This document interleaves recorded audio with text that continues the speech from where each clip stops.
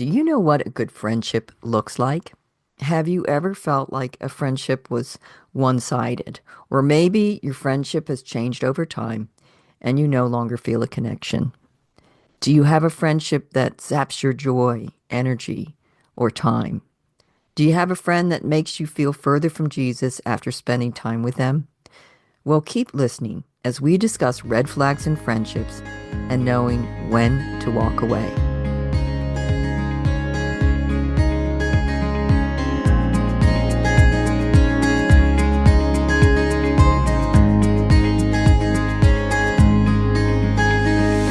Welcome to the Jesus People Sisterhood podcast, a place where Christian single women aged 50 plus connect.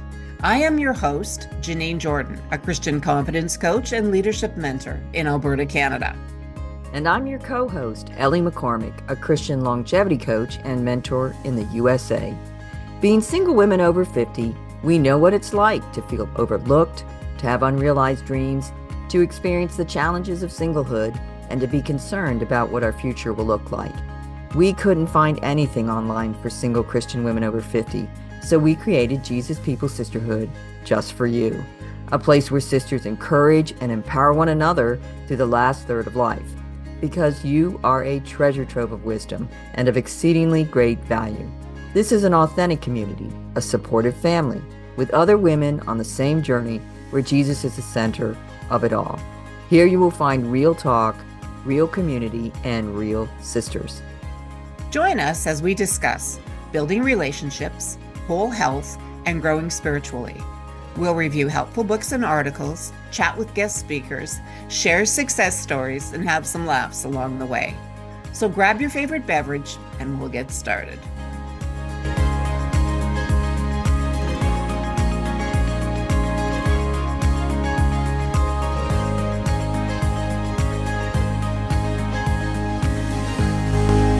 Welcome, sisters, to this episode of the Jesus People Sisterhood podcast, the only podcast specifically for single Christian women over 50. Today, we give a shout out to our sisters in North Carolina and Victoria, Australia. Thank you for listening. We're so glad that sisters from around the world are downloading the podcast. Hello, Jesus People Sisters. Today we're diving into a topic that's crucial for maintaining healthy and fulfilling relationships: how to recognize red flags in friendships and when to walk away. Friendships are a vital part of our lives, offering support, joy, and companionship. However, not all friendships are healthy, and it's essential to recognize when a friendship is no longer serving us well.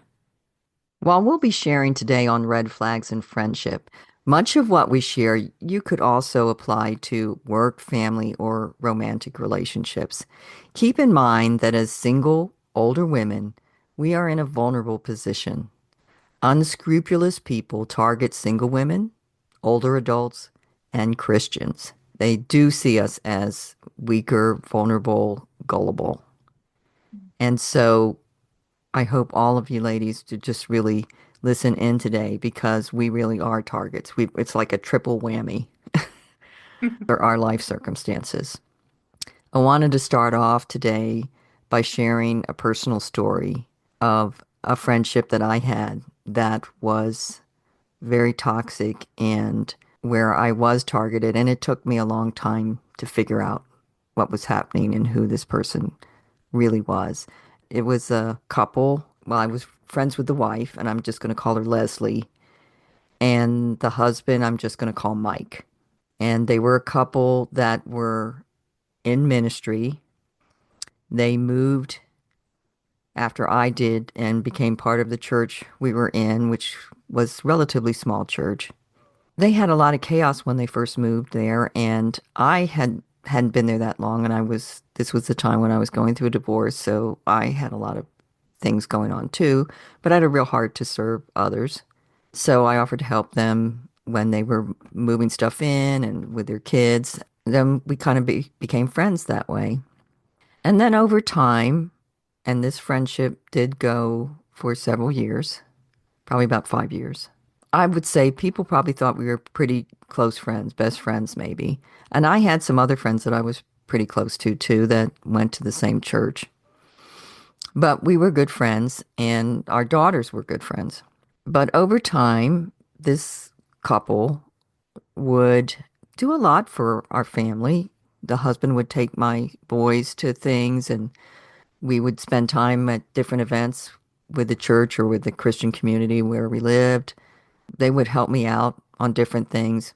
And I didn't really notice things for a long time. One of the things I did notice was that Leslie, would say not nice things about other people in church. And I didn't really say anything about it because, and I don't know if anybody can relate, but when you're close friends with somebody, you don't want them to feel that they can't tell you how they really feel about people or themselves or whatever, that they can't share their heart with you. And sometimes what's in their heart is that maybe they don't think very highly of somebody else. So I didn't really ever say anything about it, although I kind of marked it in my mind. And then eventually, over a period of time, I noticed that Leslie would share negative things about the other women that I was close to at church, or negative about their children, like you should keep your children away from them. She would say good things about other women that maybe I didn't know so well, but that clearly she wanted me to be friends with.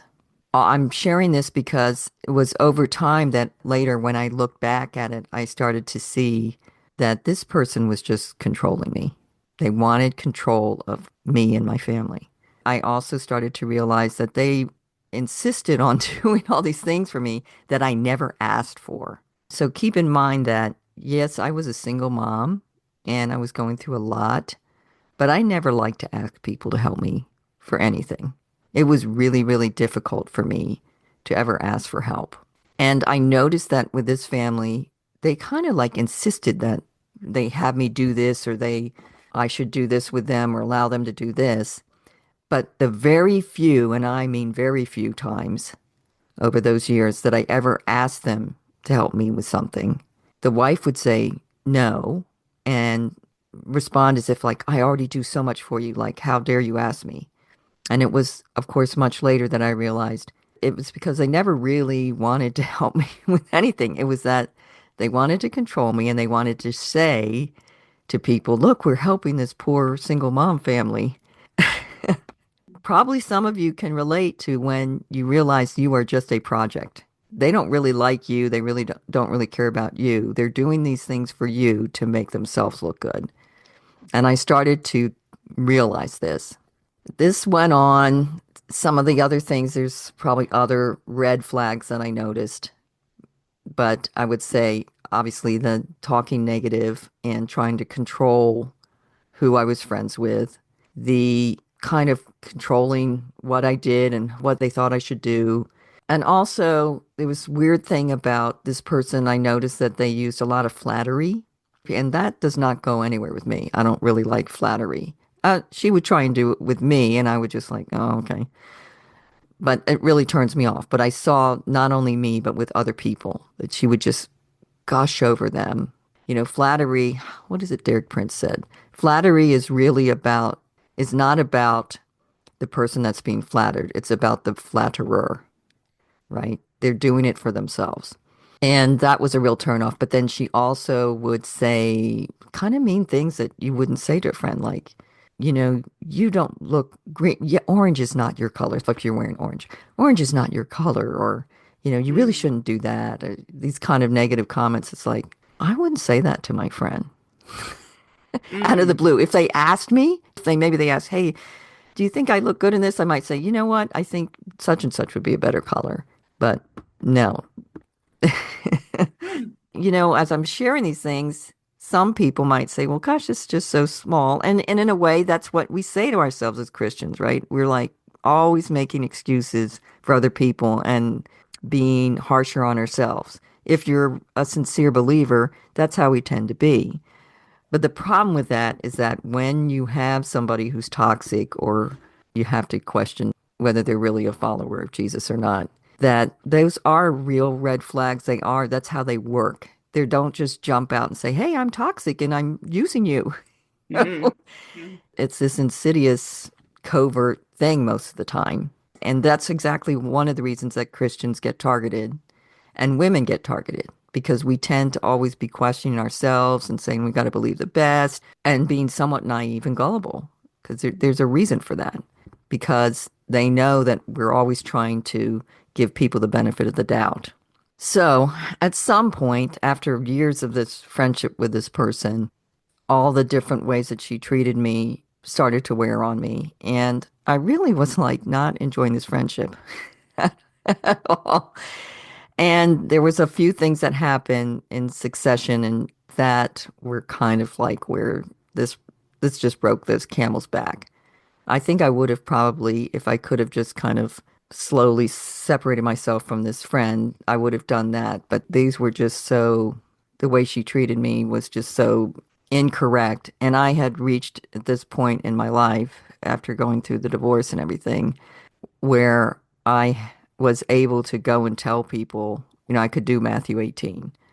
Mhm. And I would say probably most of my Christian life, I was one of those people like, no, I can't go tell somebody. I'll just suffer. I will not tell somebody that they hurt me, or I will not tell somebody that I think what they did was wrong, or I wouldn't do that. But after going through that divorce and being a single mom, I can't say I reveled in it, but I could do it. And I'm still that way now. And I'm thankful for that. That was a wonderful lesson growing that God did in my life. So I went to her, kind of knew what the outcome was going to be, that I was contact her and said, "Hey, Leslie, I really would like to speak with you." We did speak together, and there's all kinds of other side things that are happening that I'm leaving out of this story, but we don't want to be here all day for this story. So, so we met up, and I kind of knew what was going to happen. I shared these things. You did this and this and this, and one of them was involved, like her forcing me to let her and her daughter do something for me that I really did not want them to do. And then after they did it, then she said, accused me of being so unthankful and ungrateful. And I pointed out to her in this conversation, I never asked you to do this. I didn't want you to do it. And I pointed out the whole conversations and everything leading up to it. And so she had to apologize because it was obvious, right? But Mhm. it was really clear that the apology was not sincere. And I knew it wasn't going to be because I had, over the years, I'd seen who this person really was. They were very arrogant. They really sought for people to, they were always jockeying for a place, for people to look up to them. Clearly, I was really just a project. I was not really her friend. She really didn't really love and care about me. I was just being used. And that was the same with her husband. And I'd seen them do that to other people. They looked for the weak people, kind of use them like we're going to help them, but they really didn't even like them. It was all to make them look like they were these great Christian ministry minded people. So she apologized, but it was not sincere. And then I knew that she would do, because it wasn't sincere, she would probably kind of back off of our friendship, which she did. And honestly, I was happy. I was like, nobody wants a friend like that because they're not really a friend. And some time went by, but the weird thing that happened after that was then the husband doubled down on contacting me.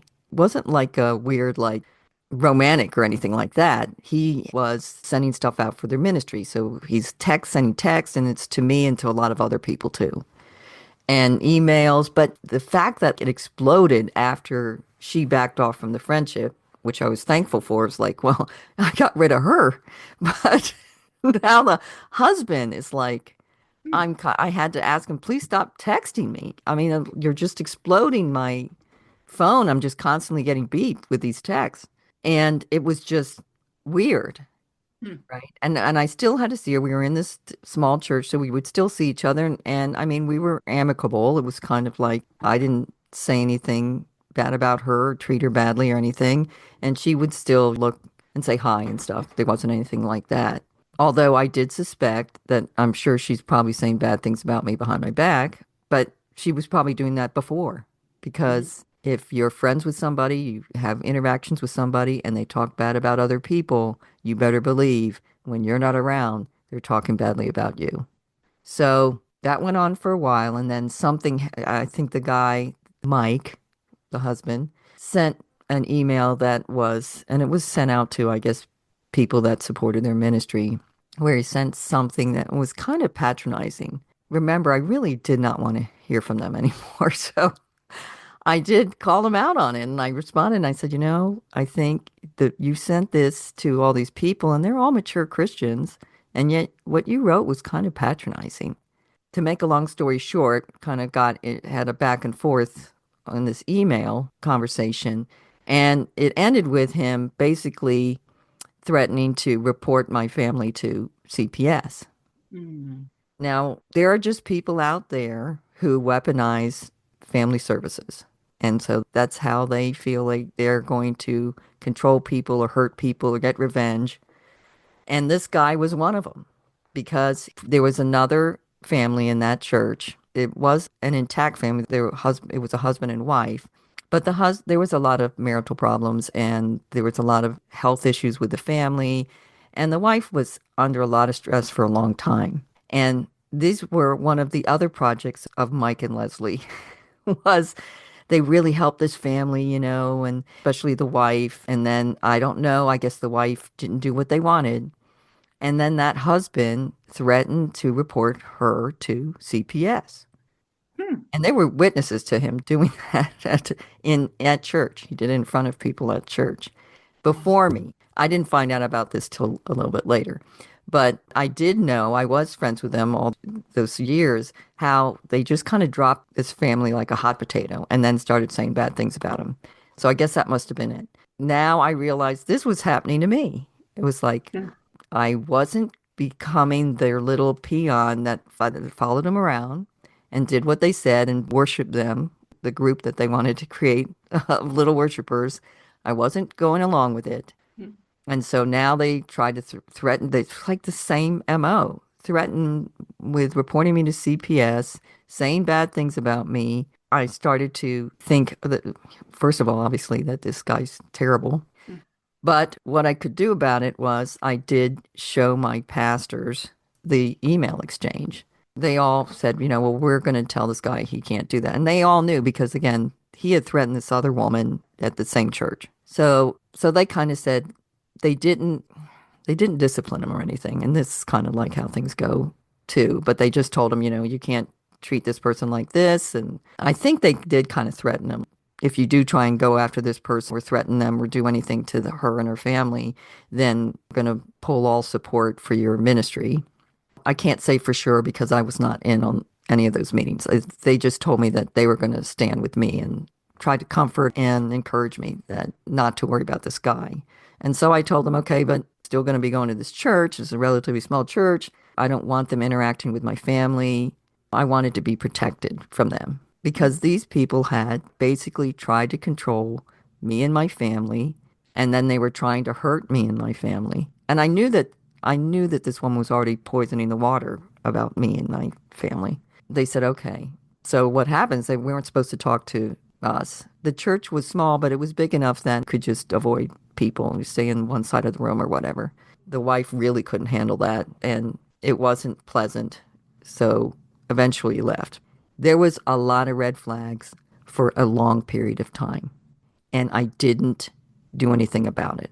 One of it was because I was just a little bit naive, honestly, because I think as Christians, we just want to believe the best. This is this nice Christian family that's had some hard problems. I wanted to minister to them. I wanted to care for them, and I would make excuses for their behavior. Hmm. They're in ministry obviously they must be Christians, but I should not have done that because it doesn't matter why a person's doing something they're doing. I definitely think that we're going to have red flags in friendships and relationships, and the person's not evil.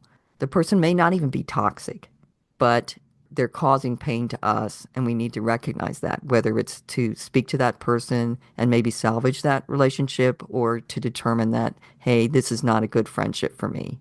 But the thing is not to ignore the red flags, which I did. And that friendship would not have been salvageable even if I had dealt with it earlier, because I think these people really were toxic, which leads me to another little explanation that some people might relate to or appreciate. And that's that at first I just thought Leslie, the wife who I was friends with, just had some issues and problems, but the Mike was the bad guy because he's the one, that goes around threatening women alone, women who are alone, because the other woman she was married, but she was a lot alone. It's just evil. It was just evil. But then later on, as I had time to ponder everything, I had heard a teaching by a woman about the Jezebel spirit. She gave a story about her own experience. And I know a lot of people are going to say, oh, Jezebel spirit, I'm tuning out. Let me just say, I didn't believe in it.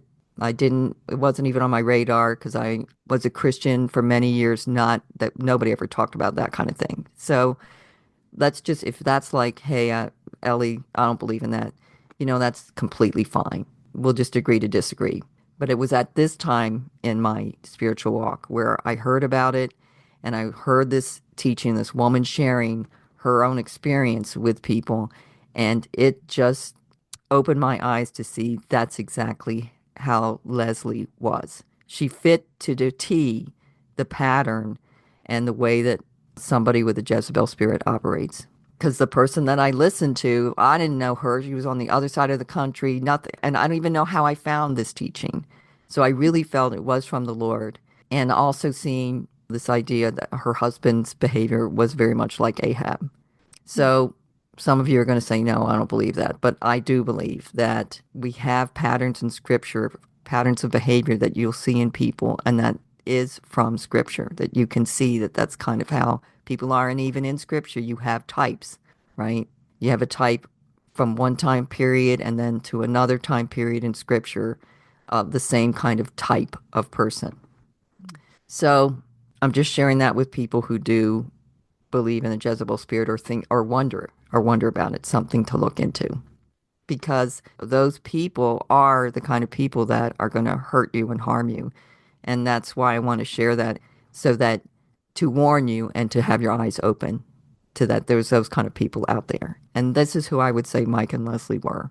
So there was never going to be a way to salvage that relationship. And these people are toxic. They, of course, as expected, the wife, Leslie, just said terrible things about me to other people. And some of you probably experienced it where you can realize maybe other people don't ever say anything to you, but the way they look at you, the way they treat you, or maybe they ignore you completely, you know that this person has said bad stuff about you. But the real problem was these other people's children.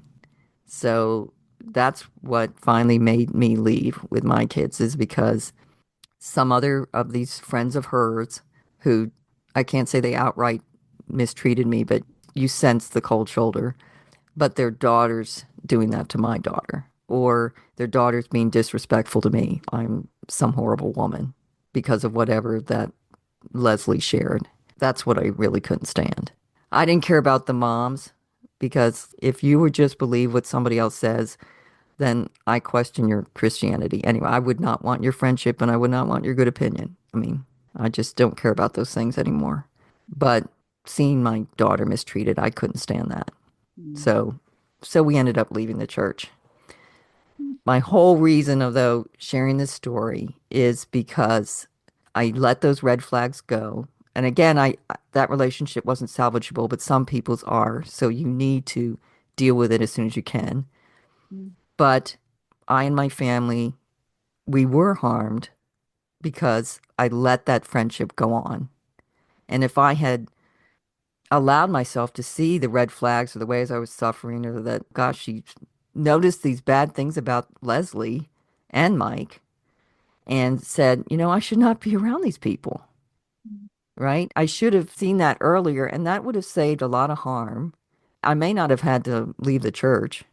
I may not have people who, even though in a sense I don't care, I don't think they're very nice people who think badly of me, but I think it just could have saved some of the harm and some of the hurt that happened because of that. And even to this day, where I don't want Mike and Leslie to know anything about my life, I'm sure they're the kind of people who would still, if they could, hurt me. I wouldn't put it past them to try and hurt me. So it would have been nice to have just kind of moved out of that relationship without still always wondering if they find some way to hurt me that they would, right? because they would do damage any way they could, just like Jezebel in the Bible, right? She was going to get what she could for her and her husband and her family, and she really didn't care about anybody. Moving on to the importance of red flags, the importance of learning when you need to walk away from a relationship is really what we're going to be talking about in this episode. And I hope my story is a good illustration to keep in mind as we discuss all these different red flags. So let's explore some of those common red flags and discuss when it might be time to end a friendship. Number one, I have a list here, Ellie. Lack of respect, the foundation of a healthy friendship. Respect is the cornerstone of any healthy relationship, including friendships. If your friend consistently disrespects you, belittles your opinion, or dismisses your feelings, it's a major red flag. A true friend should value and honor you. Remember, you are a beloved child of God, deserving of kindness and respect.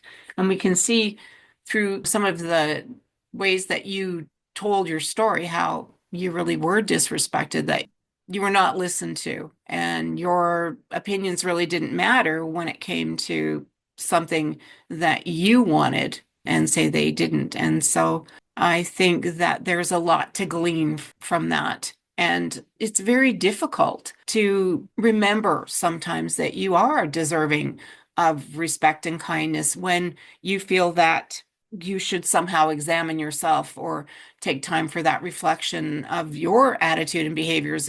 And often we do, as Christians, tend to fault ourselves first. And so that can be a place where we derail and we don't realize that the red flags are there. The second one is number two is one-sided relationships, the balance of give and take. Friendship should be a two-way street with both parties giving and receiving support. If you find that you're always the one making the effort while your friend rarely reciprocates, it might be time to reassess the relationship.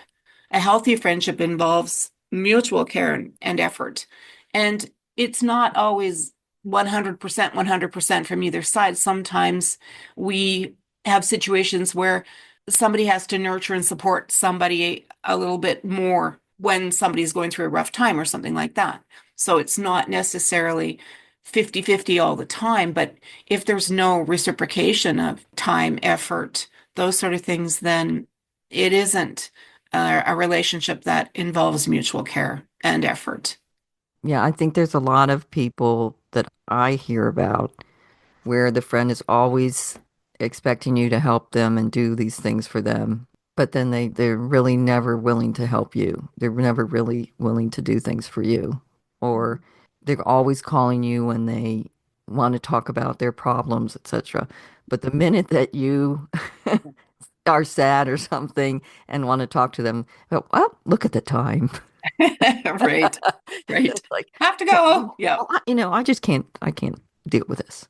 I've got enough problems of my own, right? It's like, but I've listened to you all this time. You never listen to me. Yeah. Hmm.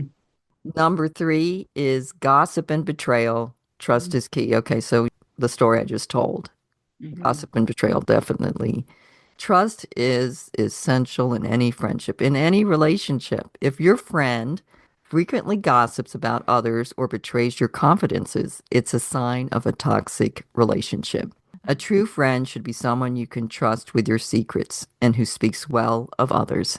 Proverbs 16:28 reminds us that a perverse person stirs up conflict and a gossip separates close friends.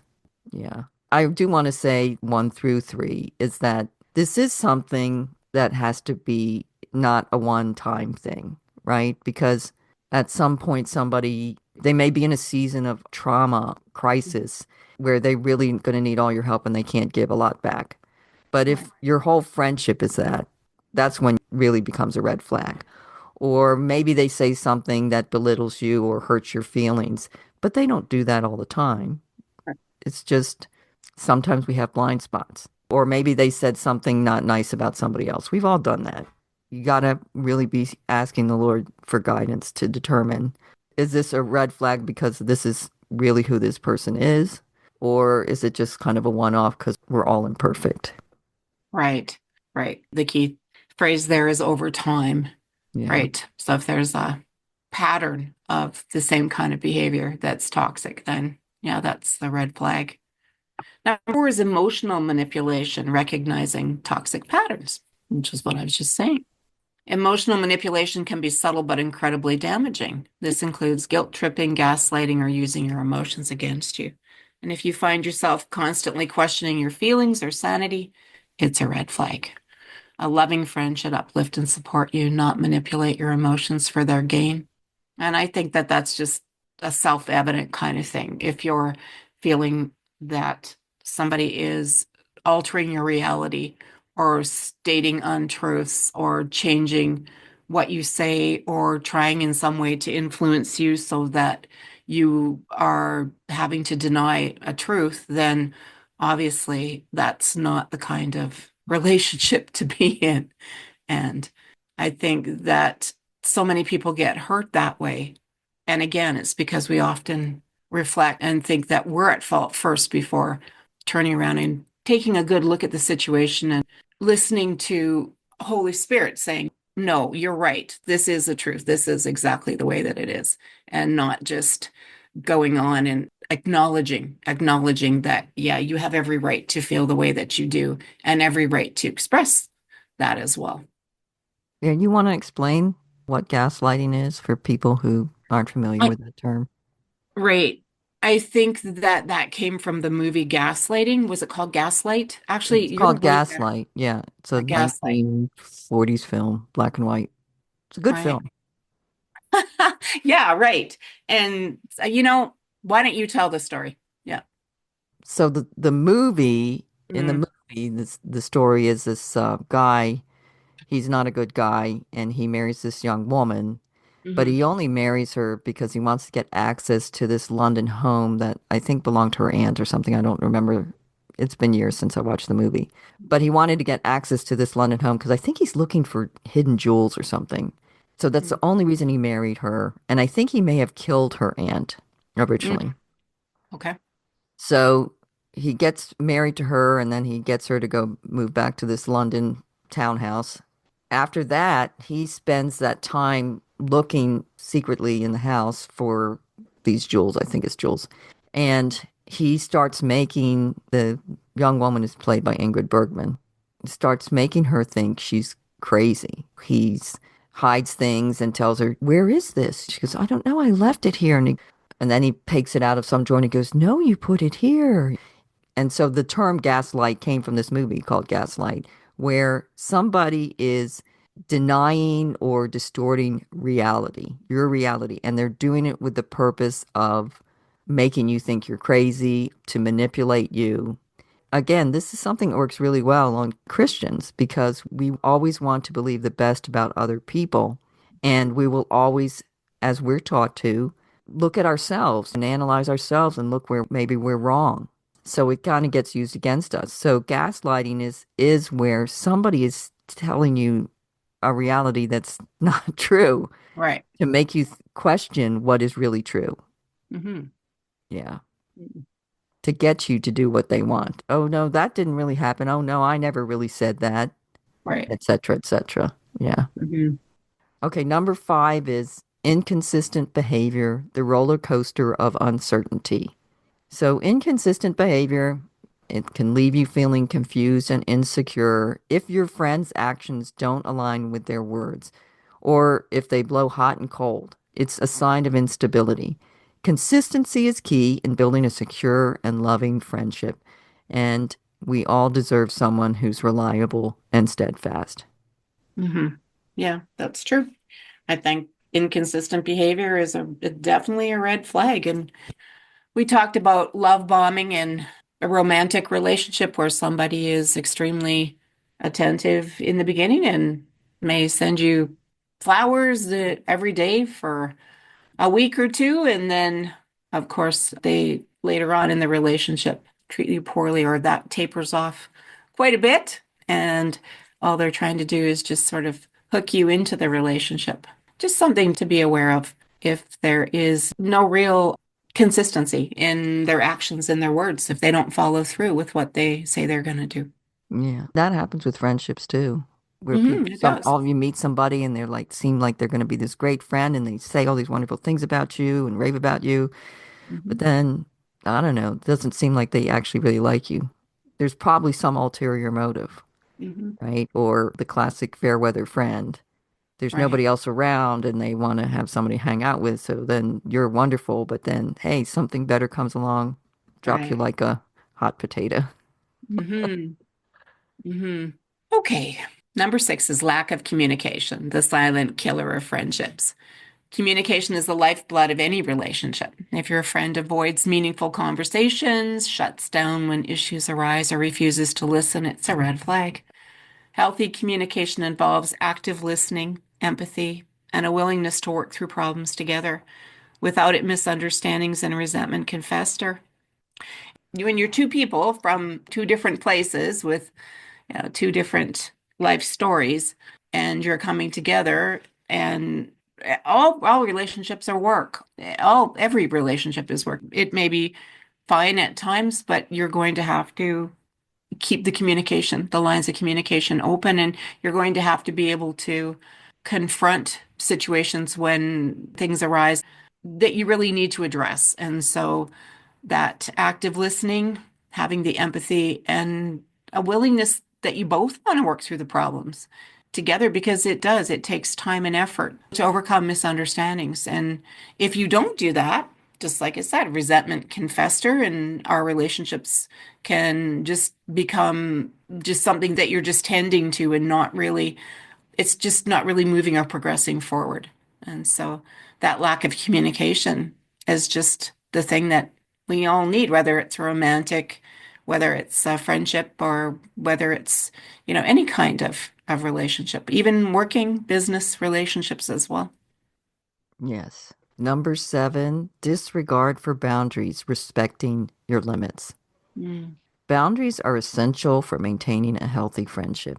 If your friend consistently disregards your boundaries, whether they're emotional, physical, or spiritual, it's a sign of disrespect. A loving friend will honor your limits and work with you to create a safe and respectful environment. And that really, in the story I shared about Mike and Leslie, that was a big thing also, is that there was no respect for boundaries. And probably that's what slowly over time, what made me just really want to get away from them because I was so disrespected as a human being. Ladies, we need to have boundaries.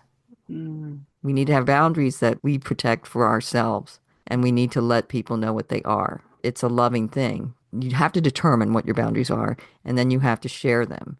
Because what happens then in a friendship is then people don't know. They don't Mhm. know, and they say or they do things that have crossed a boundary, whether you've stated it or not, in your life, and then you resent them Mhm. and they have no way of dealing with it. This is like looking at it from a more positive viewpoint of a friendship. And then those boundaries also tell you if somebody does know what they are and they keep crossing them, then you know that's a toxic person. Because Mhm. a toxic person will never accept a boundary. Then, in fact, the minute they know there is one, they got to push it. They got to cross it. For the sake of time, we're stopping the conversation here. We'll pick it back up next week and conclude our discussion in part 2 of Red Flags in Friendships and When to Walk Away. Thanks for listening to today's episode. Please share any thoughts that resonated with you from today's podcast episode in our private Facebook group at Jesus People Sisterhood Community. Start reaching out to other single women and create your local group of Jesus People Sisters. Please let us know about your group to add to our directory by contacting us at support@jesuspeoplesisterhood.com. Have you had a good experience with a business? They've treated you honestly and helped you at a reasonable price? Please let us know. We would like to start a directory of JPS friendly businesses. Let's care for one another. Be blessed by him who is able to protect you from stumbling and to make you stand in the presence of his glory, blameless and with great joy. Until next time. Hey, sister, before you go, thank you for listening. If you found value in today's podcast, the best way to say thank you is by leaving a 5-star written review at Apple Podcasts. That raises us in the rankings and helps other sisters find us too. And please tell a friend or post it on your social media. If you're a single Christian woman over 50, this podcast was created specifically for you. The Jesus People Sisterhood is your community to find support and friendship with other sisters who can understand. Be sure to follow us on your podcast app and join our free private Facebook group at Jesus People Sisterhood Community. Jesus People Sisterhood has also started a private Facebook group for housing and co-living opportunities. You can check that out at Jesus People Sisterhood Senior Housing.